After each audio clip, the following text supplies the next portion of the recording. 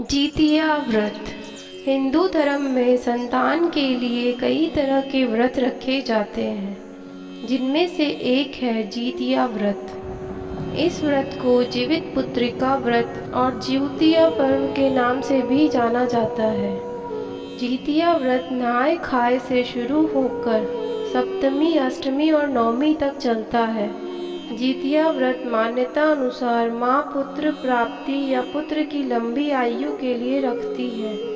यह निर्जला व्रत होता है जिसमें जल भी नहीं पिया जाता। जीतिया व्रत इस साल अक्टूबर के पहले हफ्ते में किस दिन रखा जाएगा और इस व्रत की पूजा कैसे करते हैं, जानिए यहाँ। जीतिया व्रत की तारीख और शुभ मुहूर्त। इस साल 5 अक्टूबर के दिन नहाय खाए है, जिस चलते अगले दिन यानी 6 अक्टूबर शुक्रवार के दिन जीतिया व्रत रखा जाएगा। इस व्रत का पारण अगले दिन 7 अक्टूबर सुबह 10:23 पर किया जाना है। वहीं कुछ ज्योतिषों का मानना है कि इस साल 6 अक्टूबर के दिन जीतिया व्रत रखना शुभ नहीं होगा, इसीलिए इस व्रत को 7 अक्टूबर के दिन रखा जाना चाहिए। व्रत की विधि। जीतिया व्रत के दिन स्नान पश्चात स्वच्छ वस्त्र धारण किए जाते हैं। इस दिन भगवान जीवामृत वाहन की पूजा की जाती है। कुशा से बनी जीमू वाहन भगवान की प्रतिमा के समक्ष धूप, दीप, चावल और पुष्प अर्पित किए जाते हैं।